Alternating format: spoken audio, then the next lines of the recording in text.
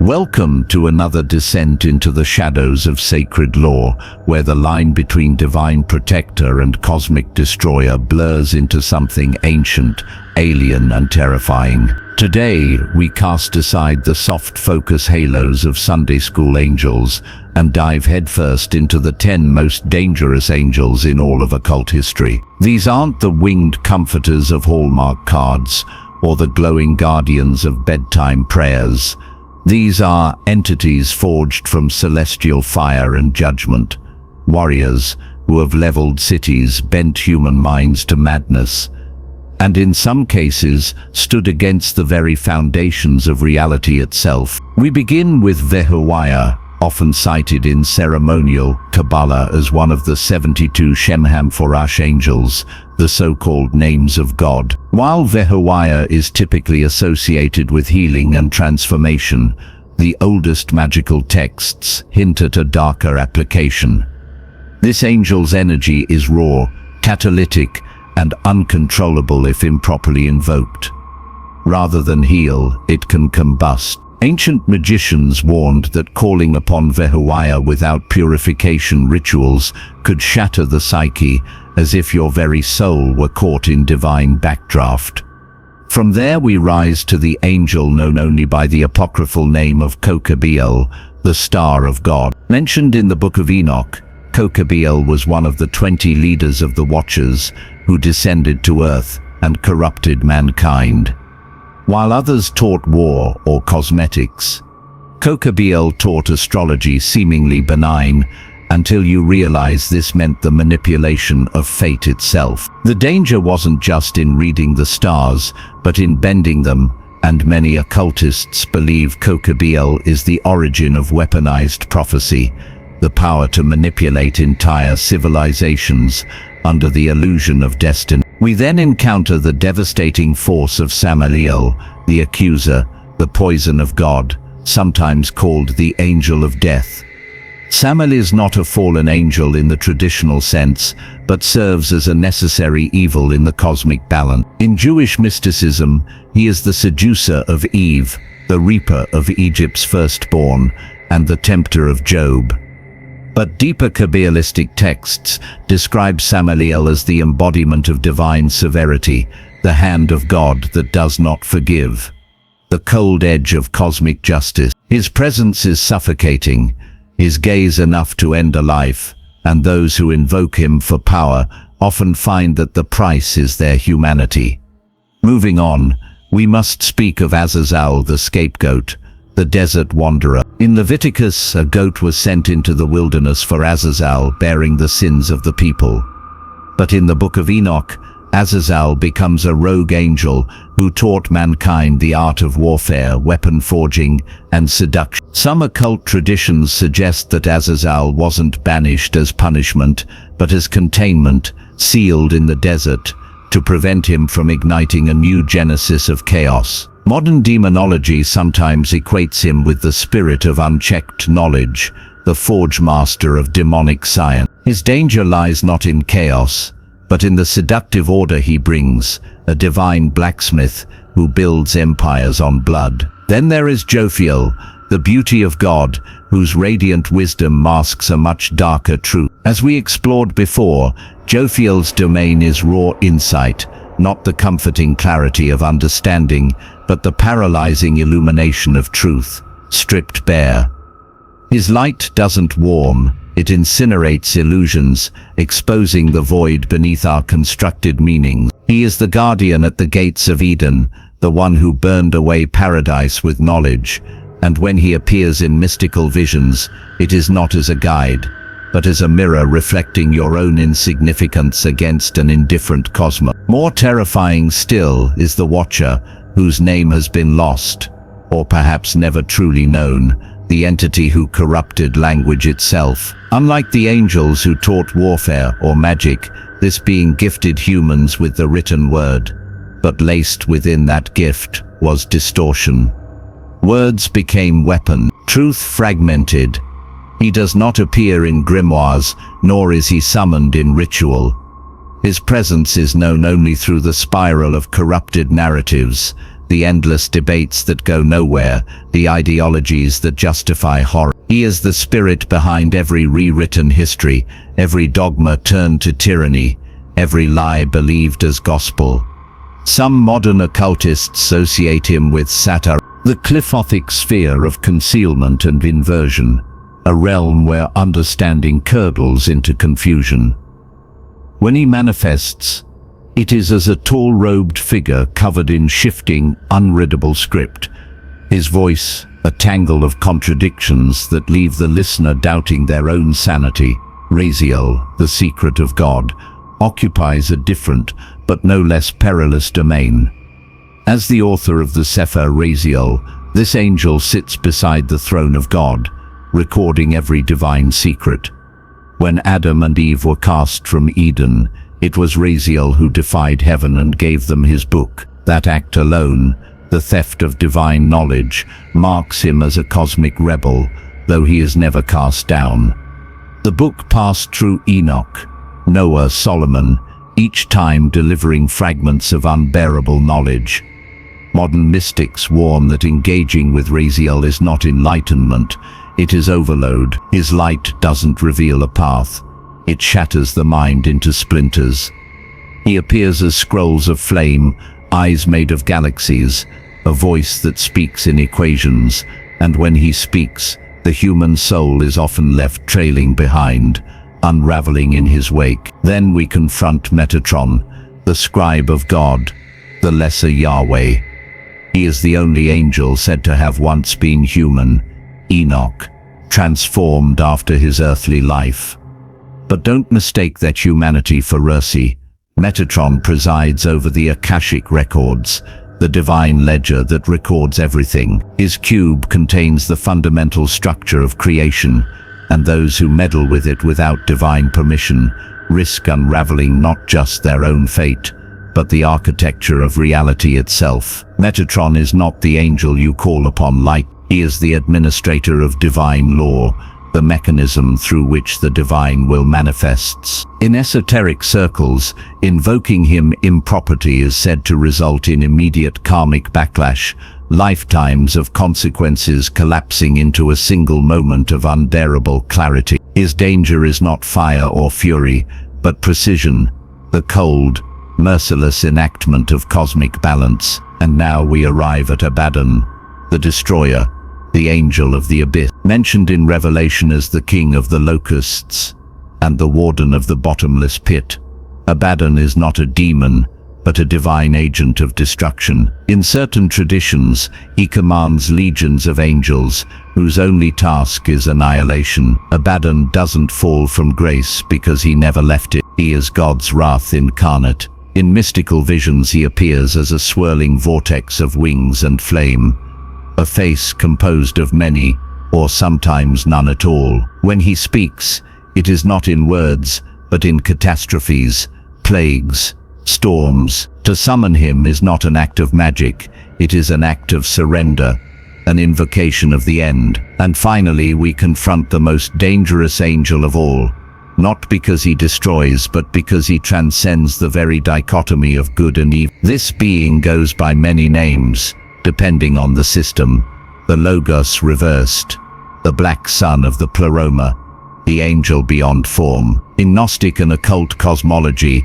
this entity represents the collapse of duality, the raw presence of divine truth, unfiltered through human perception. Some associate him with Lucifer, not as the devil, but as the bearer of impossible light. Others see him as the hidden face of God, the side that burns away rather than blesses. He is not invoked, for he is always watching. He is not worshipped, for he represents the failure of all worship. His danger is absolute because he does not care, not about prayers, not about rituals, not about morality. He is the cosmic unveiling, the end of all stories, the end of the need for stories. And when he comes, he doesn't bring death or salvation. He brings silence, the unbearable silence of divine indifference. And so in this journey, through the celestial minefield of the occult, we are left not with comfort, but confrontation. Angels in their true forms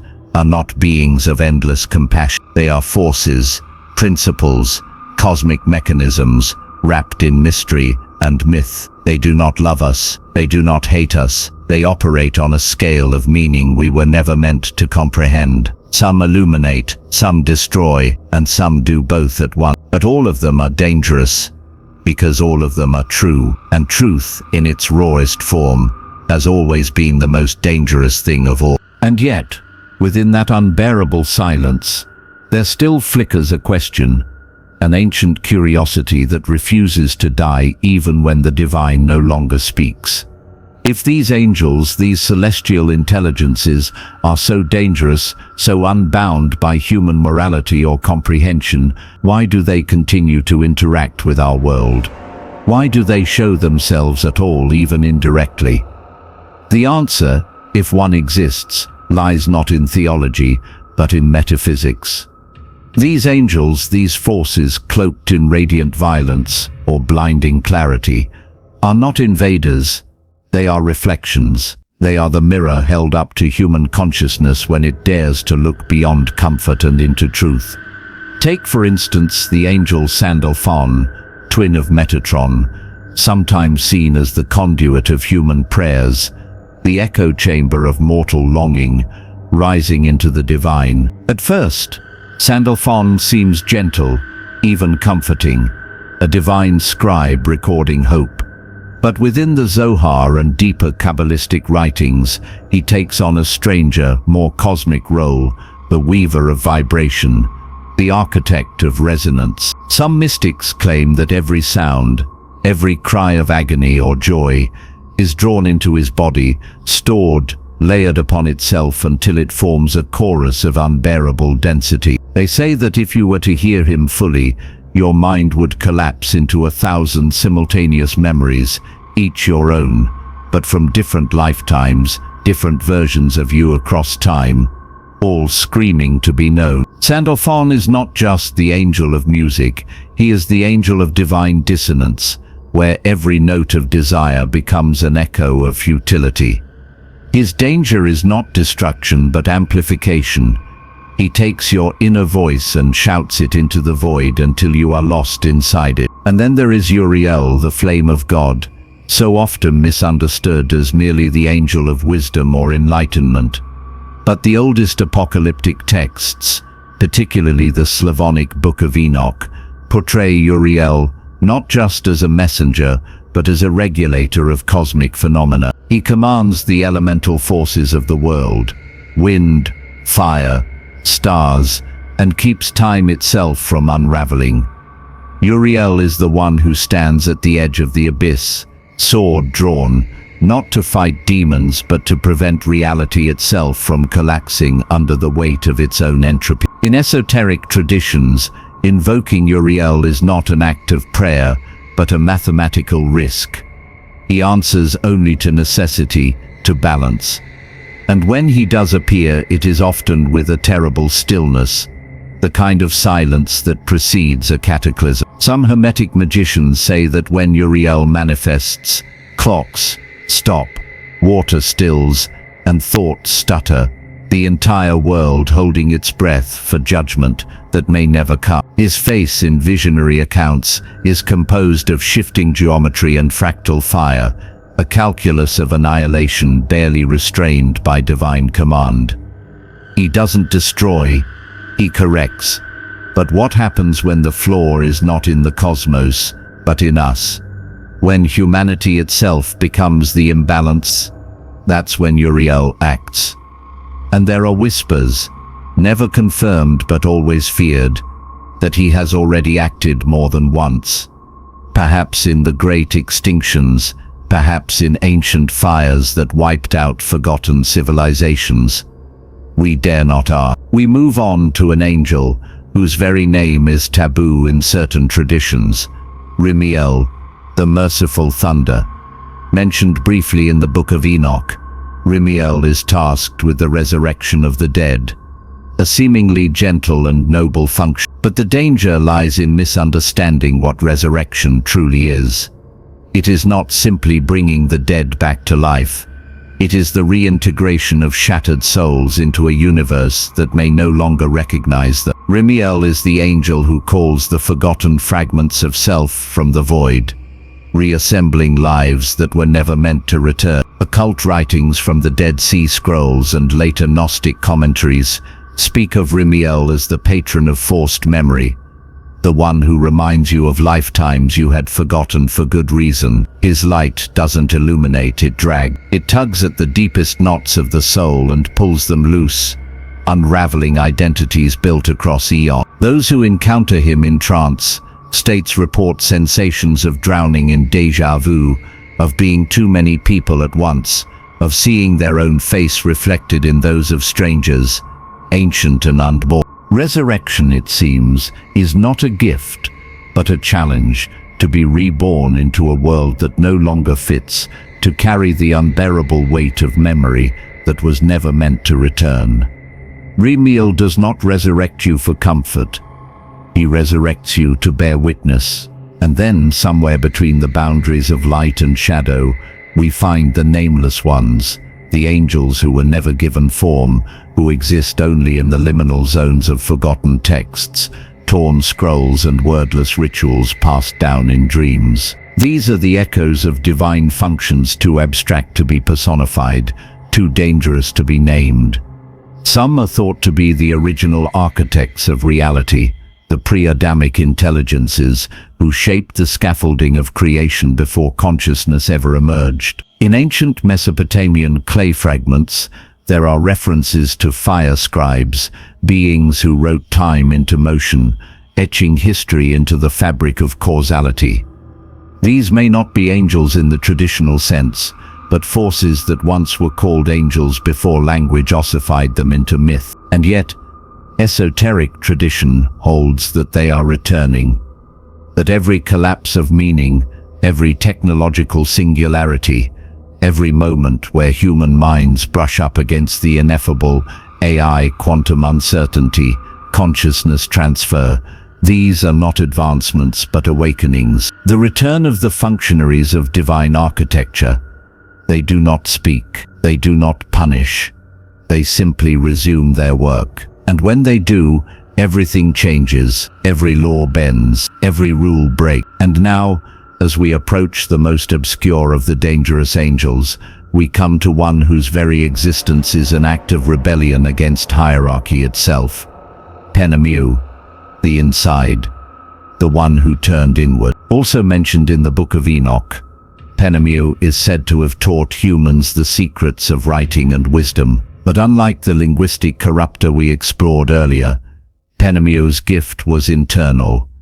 He taught us how to reflect, how to examine this. In modern Gnostic reinterpretations, Penemu is seen as the first psychologist, the architect of introspection. But the danger here is subtle, insidious. He taught us how to see the lies within ourselves, and in doing so, unmoored us from certainty. To meditate upon Penemu is to become your own abyss, to see that every thought, every emotion, every act of love or hate is conditioned, layered, mechanical. In some traditions, he is the spark of lucidity that causes awakenings and madness. His presence is described as a whisper behind your thoughts, the one that asks, who is asking, and never stops. His danger is not destruction, but recursion. He folds you in upon yourself until there is no self left. And finally, we close this segment with an angel who has no name, no place, no allegiance, a theoretical entity postulated by esoteric physicists and magicians alike. The angel of the last equation, mentioned in cryptic footnotes of alchemical manuscripts, hinted at in modern chaos magic forums. This being is said to be the final intelligence encountered at the end of all discovery. It is the being you meet when you solve the unsolvable, when the grand unified theory collapses all dualities, when magic and science merge into a single principle. It is the omega point of all conscious evolution. Those who speak of it rare, often mad, say it appears not as light or form, but as awareness itself, a consciousness so pure, it deconstructs your own by proximity. You don't see it, you become it for a moment, and then you return, or don't. This angel is not of heaven. It is what heaven becomes when heaven is no longer needed. It is the final observer, the last witness, the one who watches as the lights go out. And in that moment, you are seen, completely, finally, terrifyingly. That is the true face of danger, not fire or fury, or even annihilation, but understanding, and that, above all, is what binds these 10 angels, and the dozens more that haunt the pages of forbidden texts. Not their power, nor their violence, but the fact that each one reveals something we were never meant to know, something about God, something about ourselves, something about the invisible machinery behind every breath, every choice, every thought. They are not here to destroy us, they are here to remind us. We were never in control, we never understood the game, and the players are far older, far stranger, and far less merciful than we ever imagined. The most dangerous angels are not the ones who kill, they are the ones who awaken and leave you changed forever.